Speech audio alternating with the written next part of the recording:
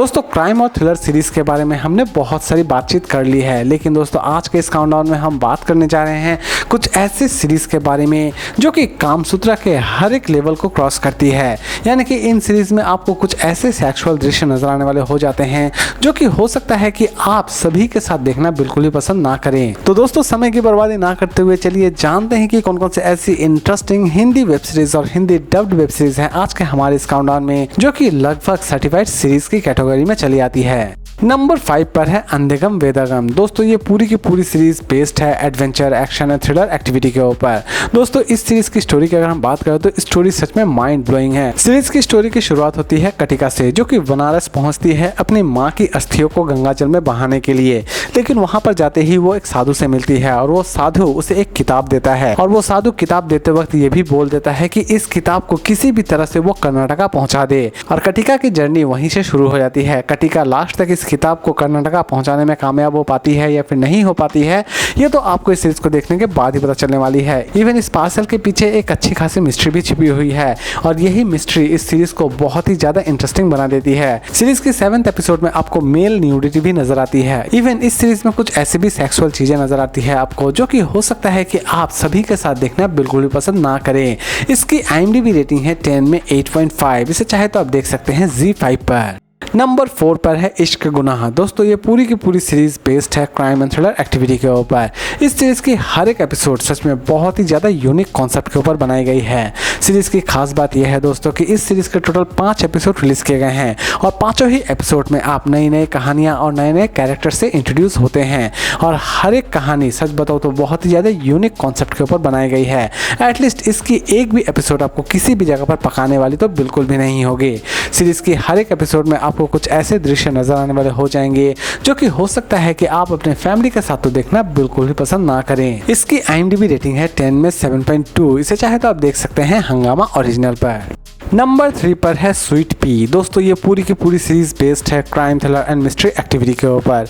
कहानी की शुरुआत होती है एक ऐसी लेडी से जो कि अपने आप को हर जगह साबित करना चाहती है, लेकिन हर जगह उसे पूरी तरह से इग्नोर किया जा रहा होता है। इसी बीच वो अपने लाइफ से पूरी तरह से फ्रस्ट्रेट हो जाती है क्योंकि उसके डैड मारे जाते हैं। इसी बीच वो एक ब्रिज के नीचे रो रही होती है कि एक व्यक्ति आकर उसके ऊपर मूत देता है।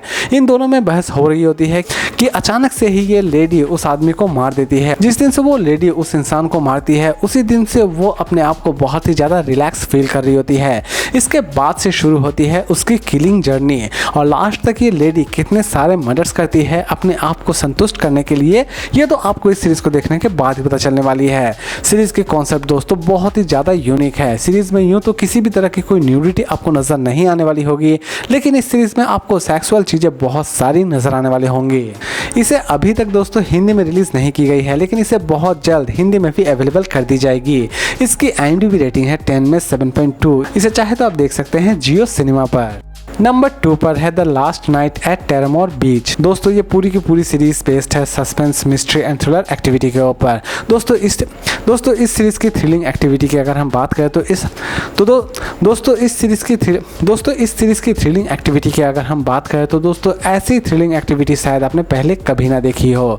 कहानी की शुरुआत होती है एक ऐसे पियानो आर्टिस्ट से जो कि अचानक से ही अजीबोगरीब विजन्स देख रहा होता है, लेकिन बाद में उसे पता चलता है कि वो भविष्य देख रहा है और भविष्य में वो देख रहा होता है कि एक औरत को बड़ी ही बेरहमी से मारा जा रहा होता है और लास्ट तक ये पियानो आर्टिस्ट भविष्य को बदलने में कामयाब हो पाता है या फिर नहीं हो पाता है, ये तो आपको इस सीरीज को देखने के बाद ही पता चलने वाली है।